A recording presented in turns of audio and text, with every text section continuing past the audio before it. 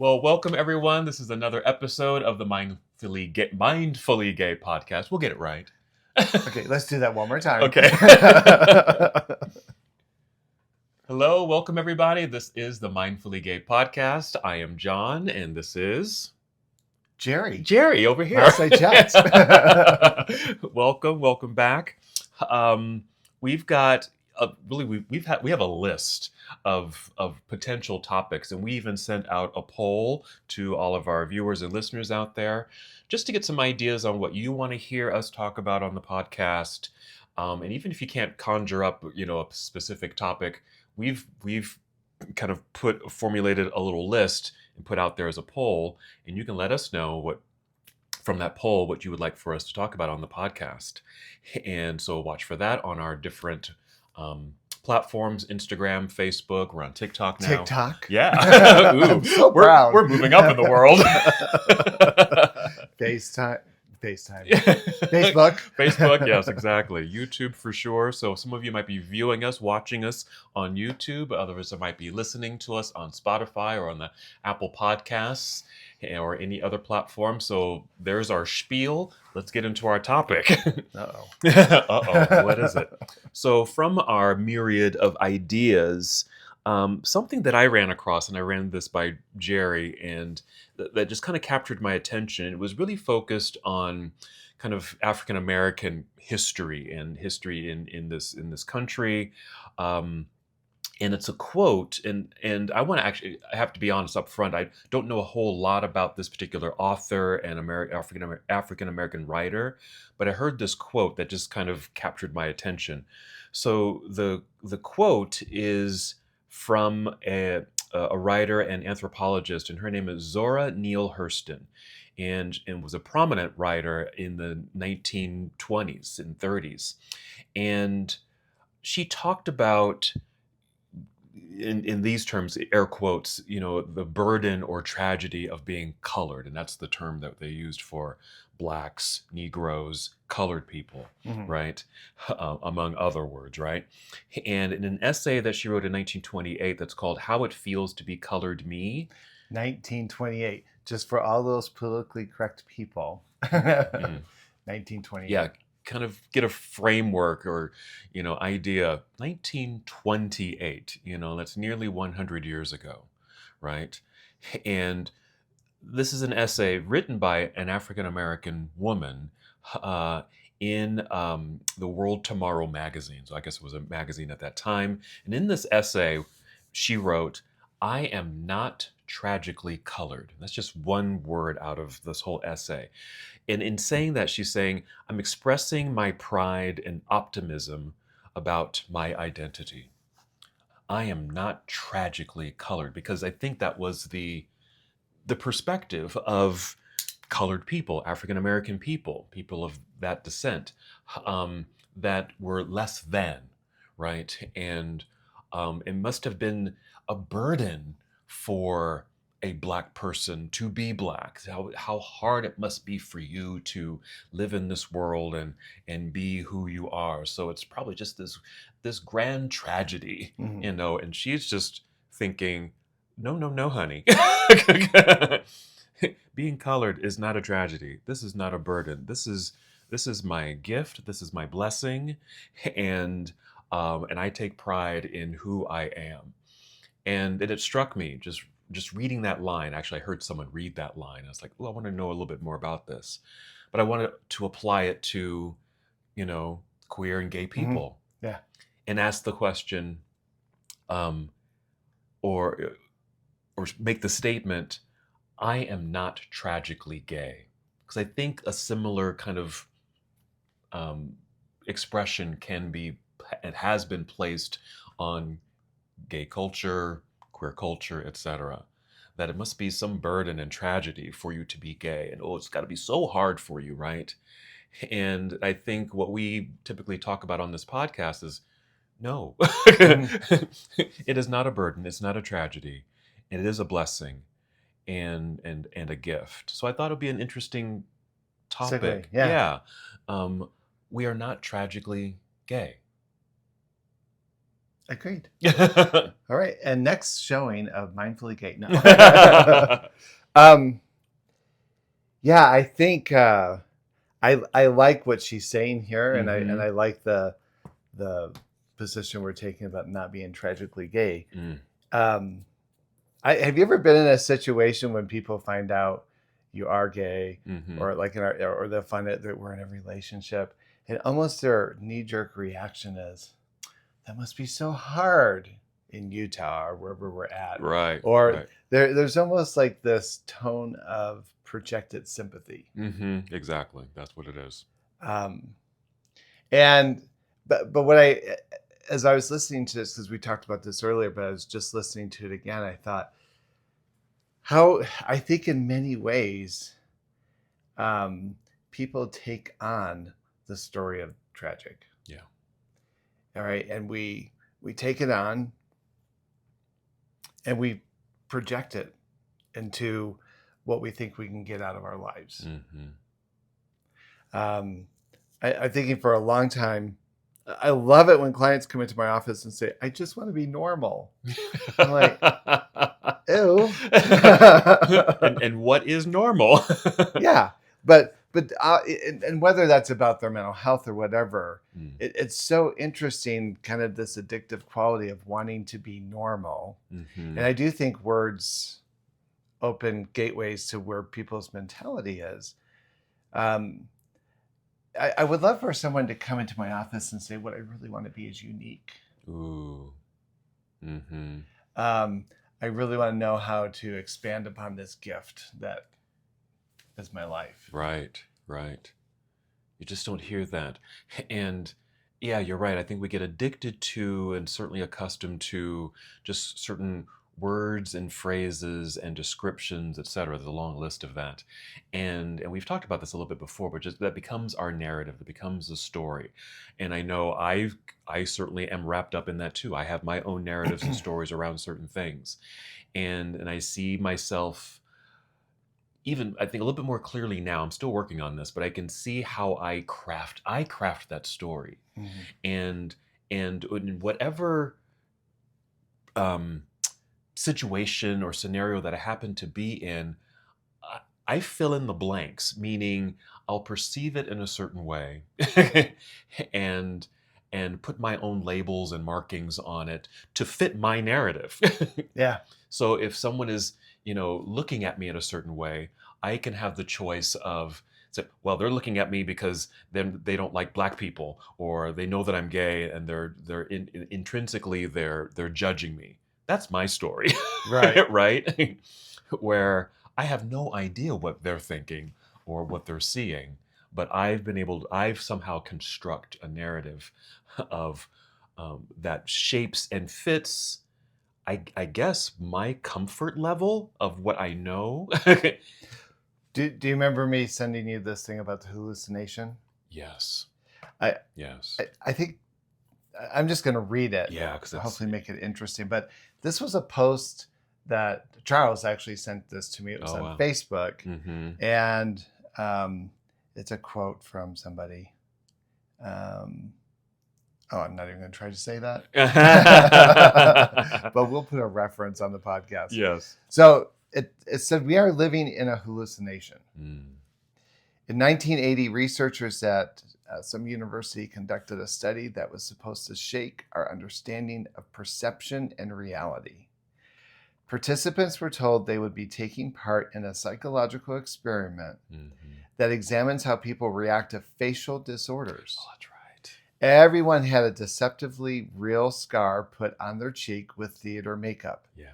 Participants looked in the mirror and were reminded of their purpose: to interact with strangers and then report how they were treated. Yes.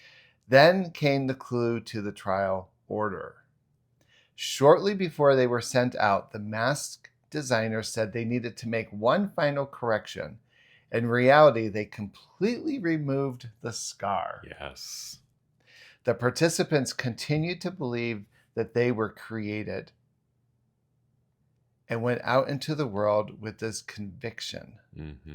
When they returned, they reported predictable things. People had been rude, repulsive, odd, Some said others looked away more often.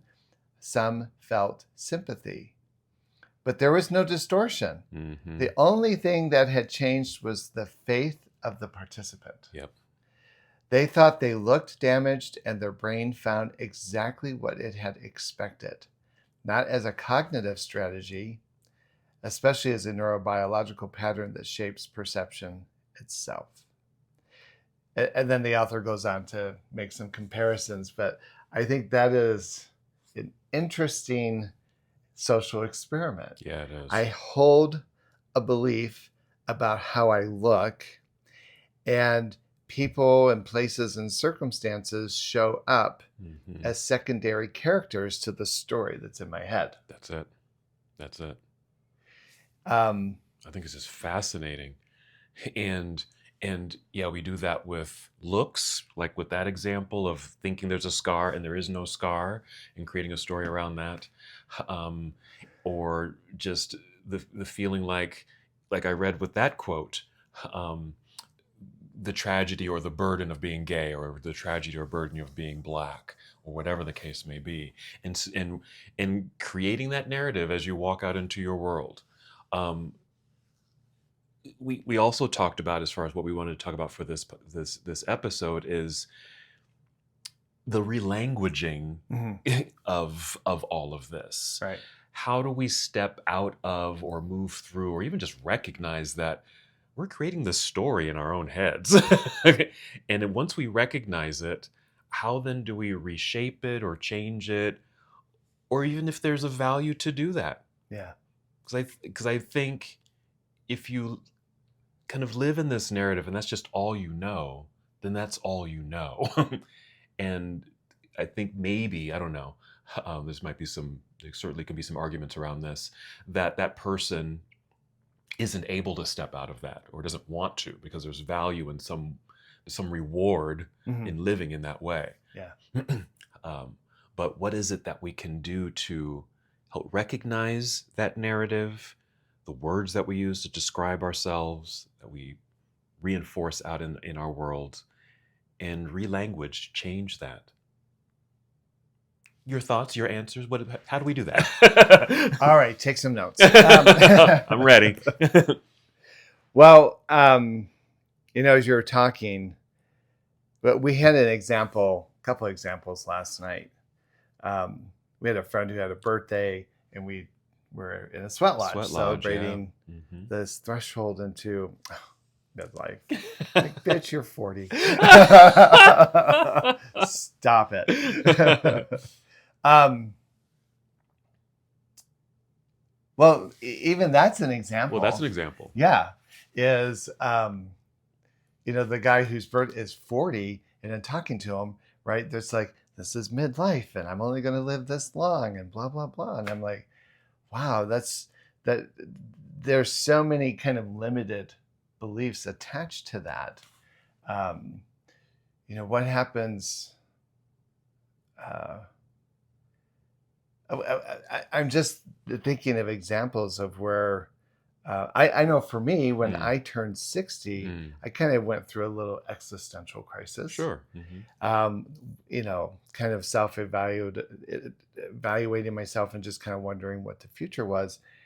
And I became aware of how connected I was to certain phrases that I was using that was kind of promoting this idea of my internalized ageism. Right. And I'm thinking, I heard that last night with our birthday boy. Yeah. What were some of the words that you were attuned to with yourself as you were turning 60? What words and phrases were kind of popping up? Oh, well, I'll frequently just refer to myself as an old man. Just kind of casually put that out there. Right. And even in a bantering manner, right? Because sometimes I can just be kind of playful with it and say, oh man this or oh man that. Yeah. But it still ignites a neural pathway. Sure. And you start to operate from that mindset. Yeah. And so I know, for instance, as I've become, I like to hike. And I've started to disqualify certain hiking activities, thinking, oh, I'm not sure I can do it this time. Like, so last year we have this place called Lake Blanche, and it's a pretty gruesome trail. And I did it last year and did it. In fact, I had other friends who had gone who didn't make the whole trail. Wow. I thought, bitches, get behind the old man.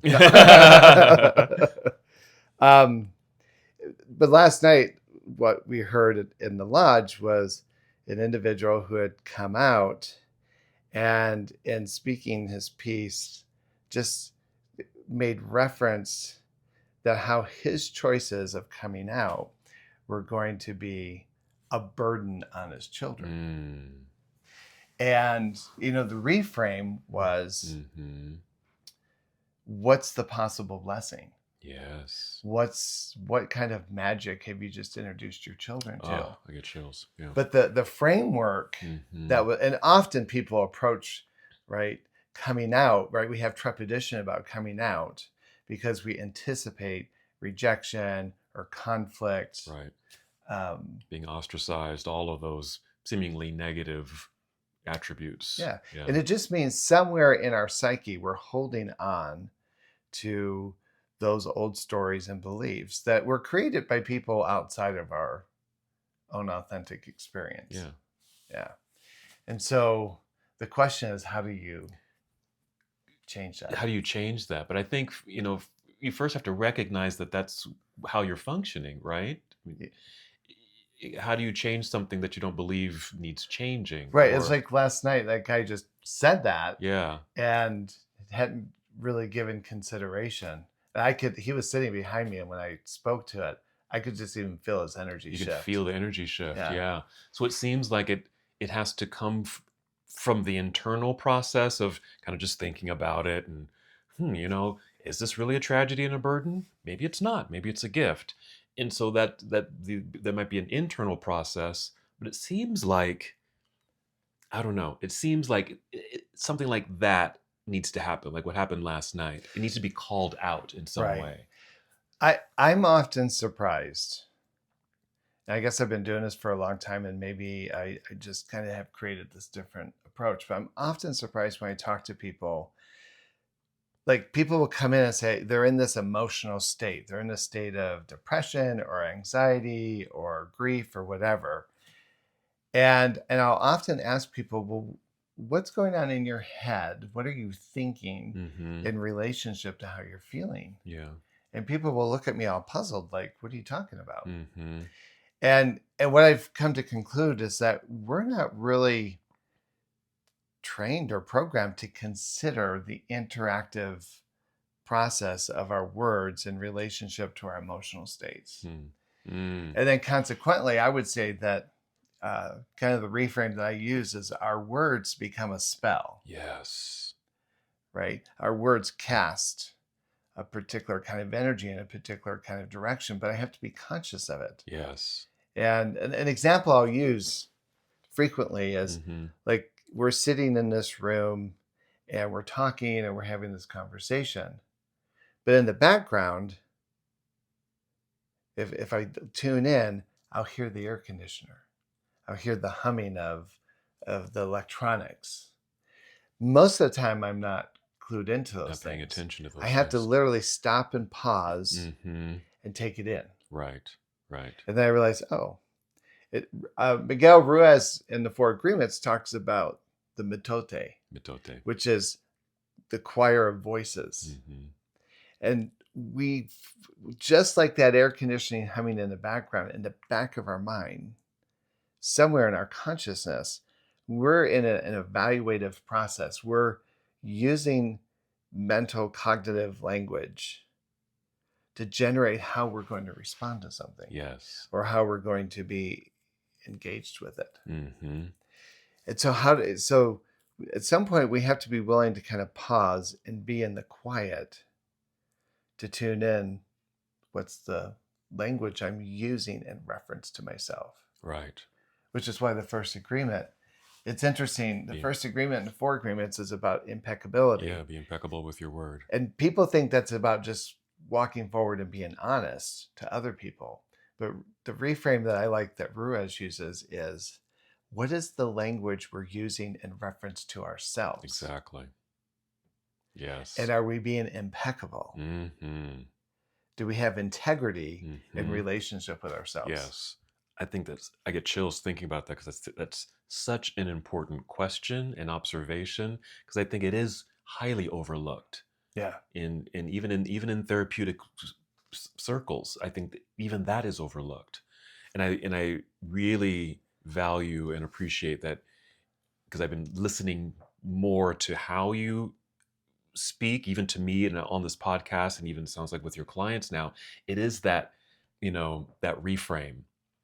What would it sound like? What would it be like, to see that tragedy not as a tragedy, but as a gift? Just to even pose that question um, is such a nice, startling jolt to the regular. I'm just thinking of like electricity just kind of flowing, and some kind of zap gets interjected in there, and it makes you literally jump. Mm-hmm. Because I know when you've asked me questions like that, even live on the podcast or when we're just in casual conversation or talking about things, I find myself physically just sitting back, rolling my eyes into the back of my head in a way of processing, like, I haven't thought of that before. See, I thought you were having a seizure. Oh, no, I'm okay. That's just me thinking. Eyes roll back in my It head. looks painful. But it is that, oh, I I don't know what that would look like, because I'm so used to this other Yeah. thing, and it's easy. It's like, well, life is just hard, and it's like this, and I can go on and on and on about that. But when it's challenged and asked for the reframe, or try to look at this differently, put on a new set of lenses here, Yeah. and what would that look like? And to have me or others contemplate the possibility of an alternative. Yeah. There's an alternative to this.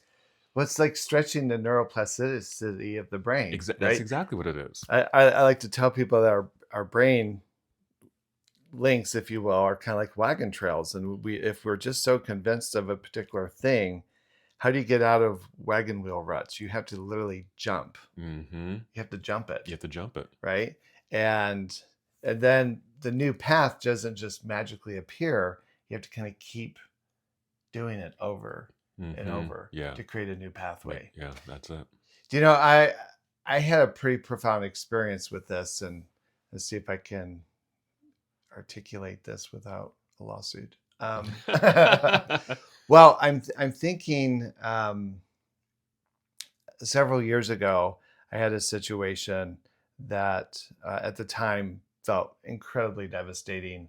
It had kind of shifted the trajectory of my life, and in that process, I went into a really deep place of despair and discouragement. And it was during COVID when we were locked down, so we had plenty of things to do for distraction. But the byproduct of that was a lot of anxiety. Like I would just kind of like have an anxiety attack. And I remember I was in the hot tub and trying to relax before I could go to bed. And I started to feel this anxiety.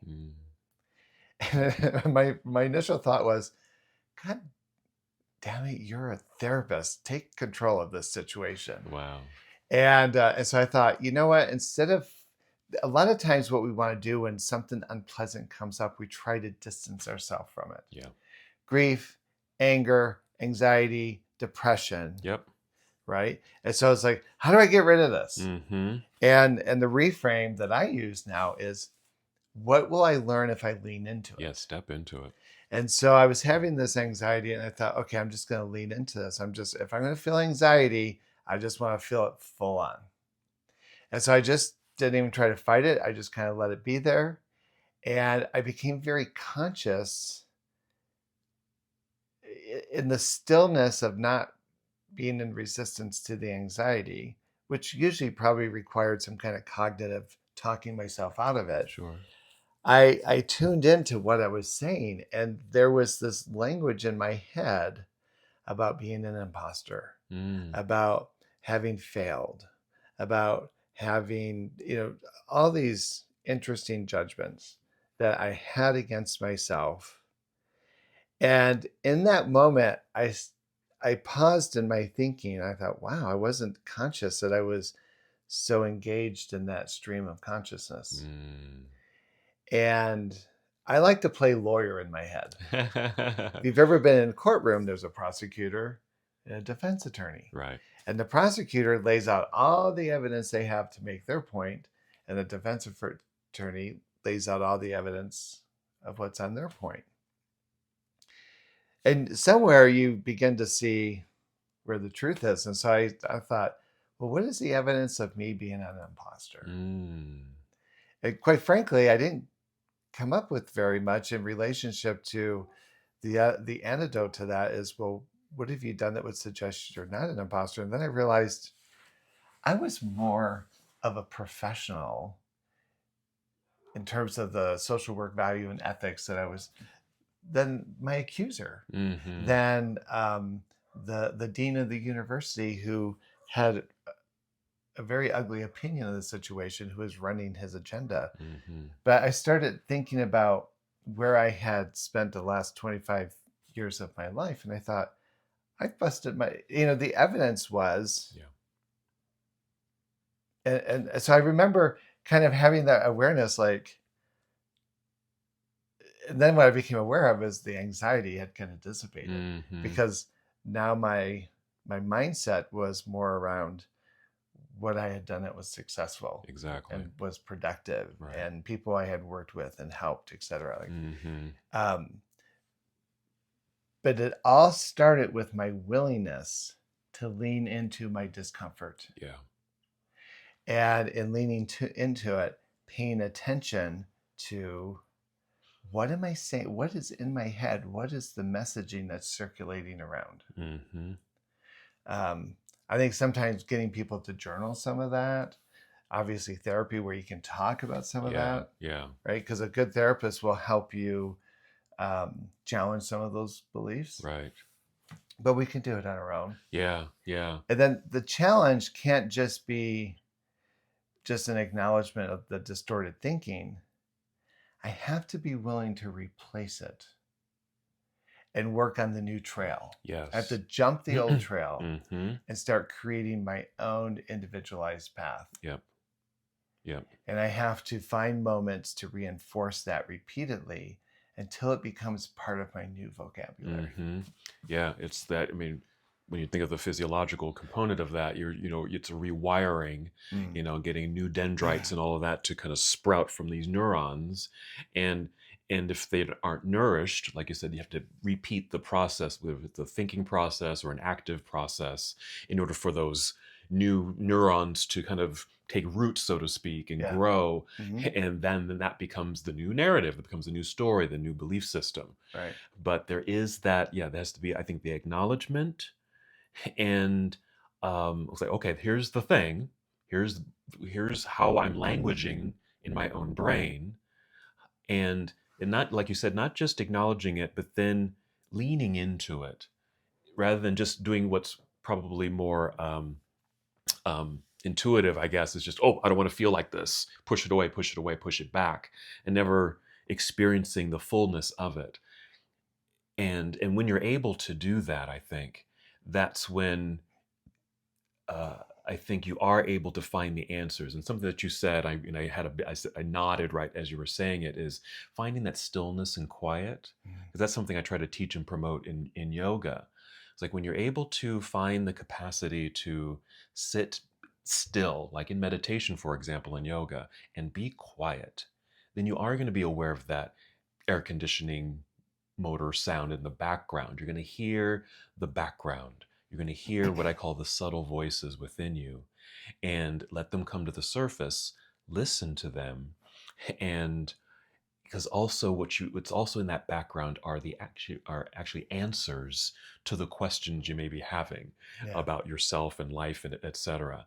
So you need to have that stillness and quiet in order for you to hear it and bring it to the surface.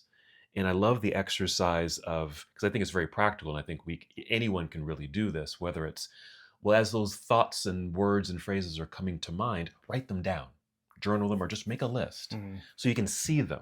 Get them out of your head, get them out of your body so you can see them, or talk to somebody. That's, of course, very valuable. Hey, Jerry, I'm feeling these things. I wonder if you can help me kind of process through this, or just hear me out, right? Just have someone you trust that you can talk to, friend, neighbor, therapist, whatever it is. And then and then kind of full circle is, what's the reframe? What's the shift from these seemingly negative, air quote, attributes of how I see myself, to more of the gifts, the I think the positive affirmations, or the higher vibrational words and phrases that really um, identify and describe who you really are. Like you said with your career, Yeah. it's like, Yeah. I'm a talented man. I'm a professional individual. I know what I'm doing. I've got a number of years behind me. And then that anxiety went away. I tell people frequently, they'll come in and they'll cast this whole story about how awful their lives are, and how, and I will often say to people, what if the difference between where you're at and where you would like to be is as simple as changing your mind? Mm-hmm. The difference between where you're at and where you want to be is the difference of a thought. Yes. People come in and say, oh, but my religion doesn't teach this, or I wasn't taught this way, or my culture thinks this. I'm like, well, if you're so easily seduced by everyone else forecasting your life, it might explain the disconnect. It's not leading you to authenticity. It's leading them to a place of power. Yeah. Yeah. But it does nothing for you. What happens when you dare to be independent of how your family casts their spells, or how your religion casts their spells? Right now, people are running all scared because Donald Trump makes people nervous. And my reframe with clients is, trust your magic. Mm-hmm. We're not going away. We are not going anywhere. Every time, it doesn't matter who's trying to get rid of us, we just get stronger. Yep. But I believe the process of being stronger is going to be the process of us engaging our magic and our medicine, and trusting innately that we exist with purpose. Yes. And having a good time is part of it, but we bring so much more into our communities. And Bruce and I just came back from Provincetown. Oh yeah. And it was kind of interesting. I had a little existential crisis out there. I enjoyed the trip, but it kind of made me like, wow. I had to kind of recalibrate my thinking a little bit about who we are, what we are as a people. And what I walked away with is how limited what's in access is the opportunity to party, to drink, to do all these other things. And yet our voices still seem somewhat infantile in being able to grasp this concept of purpose and expanding the story beyond the stereotypical cliches. Yeah. Yeah. Save it.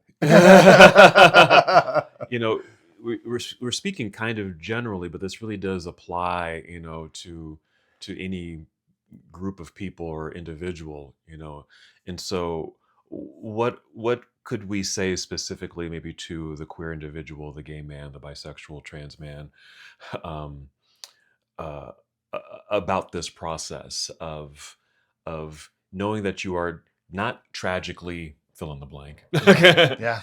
Be impeccable with your word. What what what words, or what spells are you casting upon yourself? Yeah.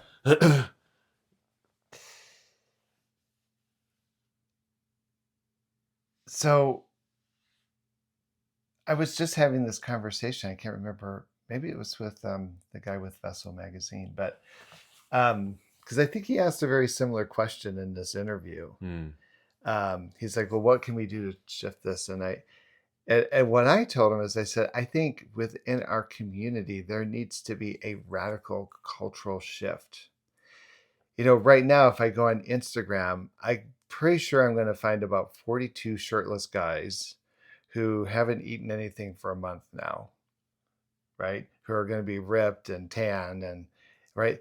These social influencers um, seem convinced that the way to make money is to reinforce these stereotypical ideas. And I like those pictures. I like some of those folks, but we get so kind of committed to a particular paradigm.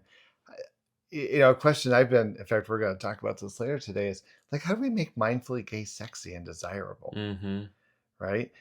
There's a lot of messaging out there about how you're supposed to show up in the world, and I think there's a lot of people really hungry. Like last night, the guys that showed up, um, maybe they didn't know exactly what they're getting into, but clearly they were hungry to hear this, Yeah, and perhaps didn't even know they were hungry for it. exactly. But once they started hearing it, it Mm-hmm. really resonated with them. Yeah. And so, the way to answer that question is we need to find sources and resources that have affirming, nurturing influence in how we see ourselves. Sex positive, body positive, um, queer Queer positive positive. messaging. Yeah. And if it's not there, then we have to create it. We need to create it. That's the cultural revolution. We need to have that within ourselves. I sometimes think we're so caught up in the perpetrator coming and getting us Mm-hmm. that we are blind to how we perpetuate our own misery on each other. Yes. Yes, And that's so what huge. happens when we decide I'm no longer going to participate in that cultural narrative? And Mm-hmm. so I can't just like, I guess I could walk away, but that kind of sucks. But what happens if I step into and create a cultural narrative that says, let's connect through our heart and our emotion and our spirit. Let's have the crucial conversations. Right.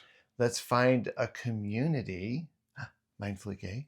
Let's find a community that will sit with me and witness me Mm-hmm. and allow me to be empowered to find my voice. Exactly. And I think and I hope that we're doing this, and I believe that we are, uh, in that invitation to show up and just be yourself. I think our response is then, what's removed from that equation is judgment. There's no judgment around that of how you are and who you are, showing up as you are at that moment. There's no judgment around that, and no articulation around how you should be. But I think when people find that this is a safe space just to be myself, then that is the invitation to continue to allow for that. I think that energetic space creation, to let go of the stuff that doesn't resonate, that doesn't serve us well, to make that space, and leaving space for then to um, draw in, take in, and practice those gifts, to remind yourself of what your true gifts are and that authenticity, and then begin to practice it with the encouragement and support of, a mindfully gay type of Yeah. aspect. Well, we a long time ago on the podcast we talked about this, that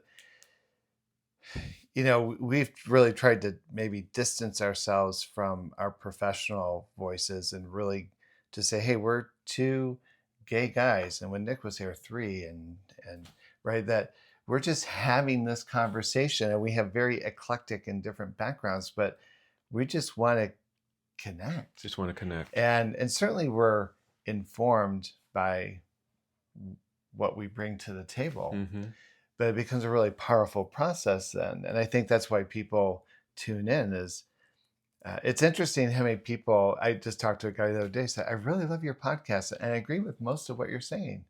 And I'm like, wow, I'd really like to hear where you're not in agreement, Mm, right? The eclectic nature of our voices can create a very rich texture. exactly.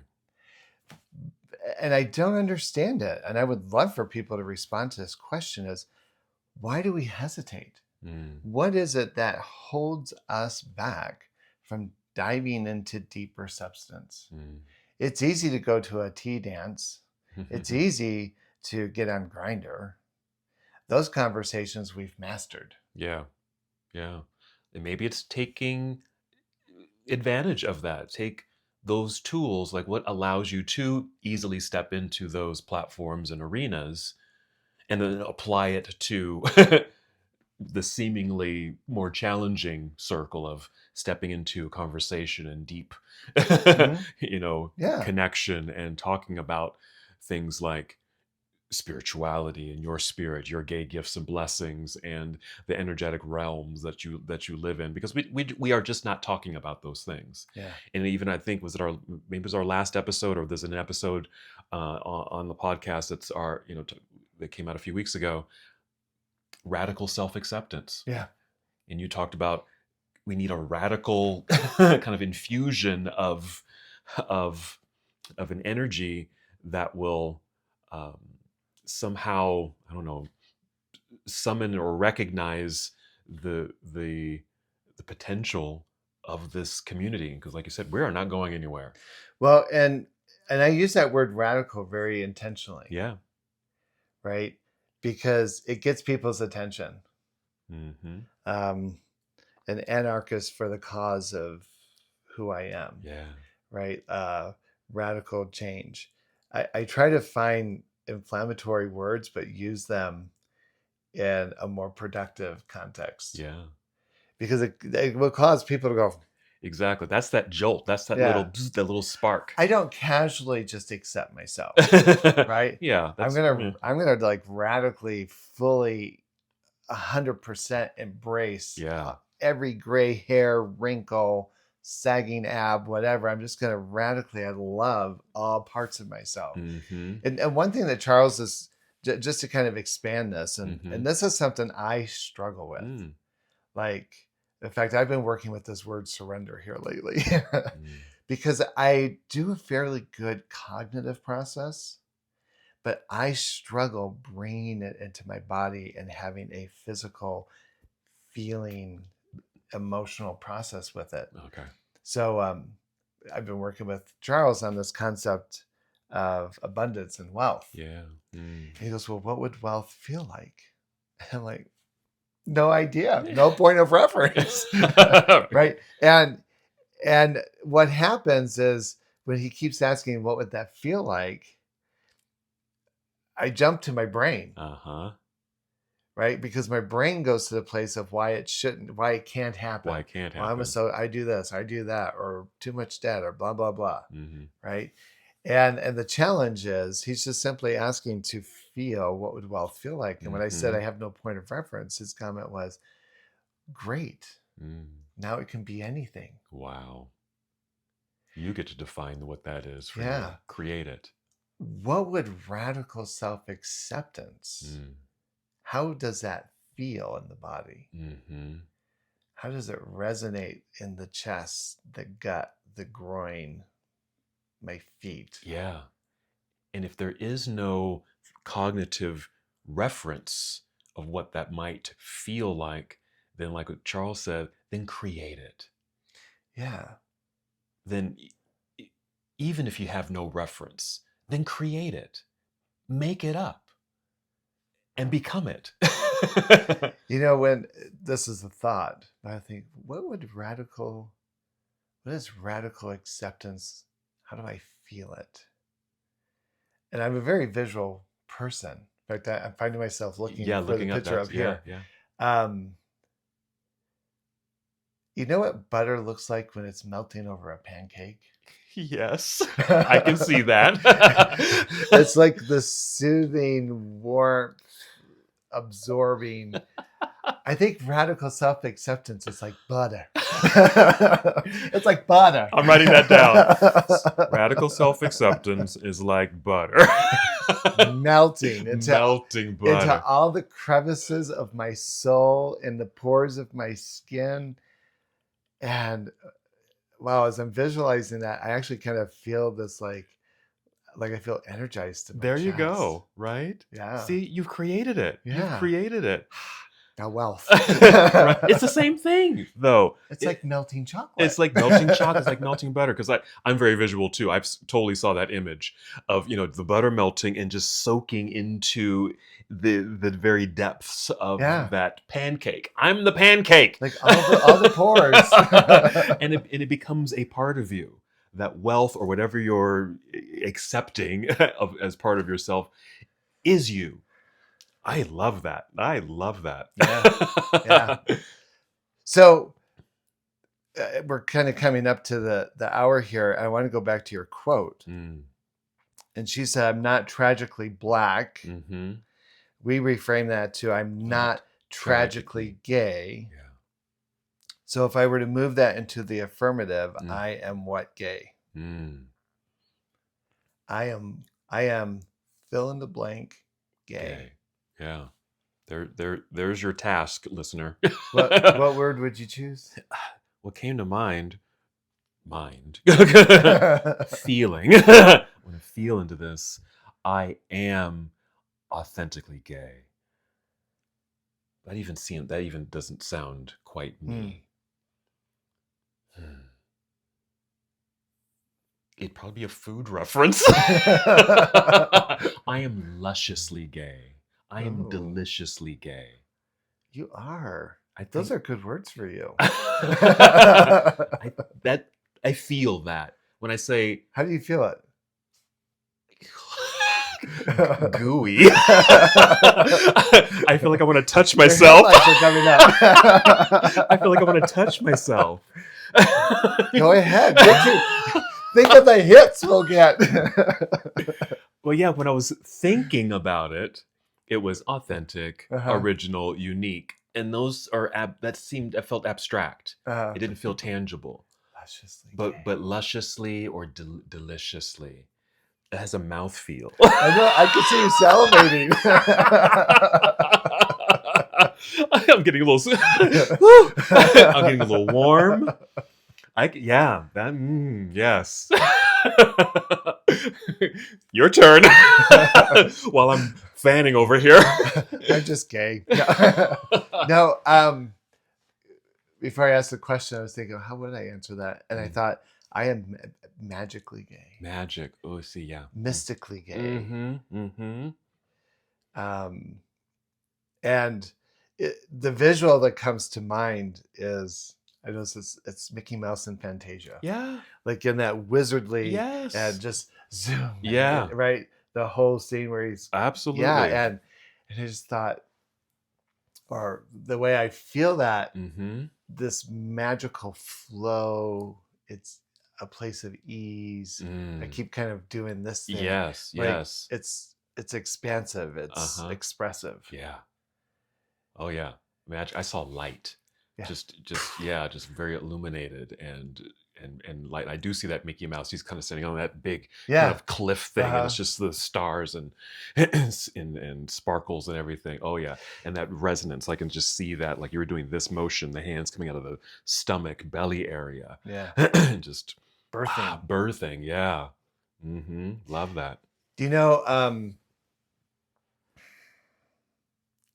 I saw this post on Facebook. And I did it, and I was kind of surprised, a little scared about what came out. But it said, "Ask ChatGPT or whatever they call themselves. Ask your AI robot. Based on what you know about me, what's the core essence of who I am?" And I did it. And what's interesting is what it listed was fairly accurate, but it was alarming to read it. Partly because it's alarming what AI knows. Yeah. But it was alarming because to have it like mirrored at me for a moment was just like, oh, is that who I am? Mm. It's almost like this AI saw something about me without the critical voice narrative dismissing it. Oh, interesting. Because I think for instance, it said you're an elder. Mm-hmm. But when I hear that, I just think if I acknowledge my place of eldership, I can be pretty dismissive about it. Mm-hmm. But when I read it as like, well, this is a fact about you, Yeah, it's this is like, we're declaring that this is truth. yeah, it was like, hmm. Mm-hmm. And then what's interesting, it said, would you like us to create an affirmation Oh, interesting. based on this information Oh, and set wow. it to music? And set it to music? Yeah, Oh, wow. create an audio file. Um, and it was just really interesting affirmation. I thought everything about that affirmation is accurate. Yeah. And I thought, if I work with this affirmation, I'm going to keep working at it. I'm going Mm-hmm. to see the word working at it. Yeah. Hmm. Isn't it interesting? We Mm. keep using that word work. As I engage that affirmation, Mm-hmm. I thought I'm going to continue to engage that information until my soul accepts it as a reality. As reality, as truth. Yeah. Mm-hmm. And the way I'm going to be able to do that is I have to feel it. Yeah. Feel it. And music's a beautiful way to feel it. Yeah, absolutely. So in our next podcast, I'll do the Jerry Bowie affirmation set to music. Valuable. And this has been an amazing conversation. Whenever we do this, it's always quite illuminating for me. Hopefully it is for our listeners out there too. But just the idea of, like you said, to simply change a thought can radically change and shift your perspective of who you are and who you can be in the world and the influence you have on the world just by a simple flip of a thought. Mm-hmm. and I love how we've not only thought but feeling. What does it feel like? I think that's kind of the ultimate question. Yeah. We can think all day and be very intellectual about it all day long. Yeah, our feelings are our companions. Mm. And it's interesting. We've created this interesting, I want all the good. I want all the positive feelings, if you will. Mm. And if anything discomforting comes up, I want to distance myself from it. And yet sometimes those are our elders. Right. Those are our teachers. Yeah, those are the teaching elements right Yeah, there. yeah. And to step into that circle of that air quotes discomfort is going to teach you something. Yeah. It's going to show up, it's going to show you something. Yeah. And give you a new perspective. So it is, when you do that, step into the discomfort, that's already an acceptance of your wholeness, rather than always pushing it away and only accepting what you think is the good part of you, and that's what you're supposed to project out there. Yeah. But you're missing out on the shadow pieces. Yeah. And to acknowledge those teaching elements, embrace it all. Yeah. Shadow only exists in the presence of light. Yeah. I think. Yeah. Yeah. Yeah. There's got to be light. Like being in lodge, it's dark. There's no shadow. There's no light. Well, that's one of the interesting things about lodge is because it is dark, it's impossible to be distracted. Mm-hmm. You can only go within. Yeah. Well, this has been. We can go on. We can go on and on, people. We can certainly go on and on. Yeah. As always, very curious. I'm really, it's interesting. The folks listening to us on TikTok seem to be really interacting with us. Cool. Thank you. Mostly appropriately. But we would love to hear people's comments. I mean, these conversations are rich between us, but they would only be richer with other voices and people chiming in and making comments. Mm-hmm. So you can find us on Facebook on the Mindfully Gay Facebook page. Right. Instagram, mindfully_gay. Yep. TikTok, we're Mindfully Gay. YouTube. Yep. Um, And then our website. oh yeah, we have a website. We have a retreat coming up in September. Now would be the time to get registered. So go to the website and get signed up for our next retreat. Mm-hmm. Yes. So we want to thank everyone for joining us. Appreciate the opportunity to sit.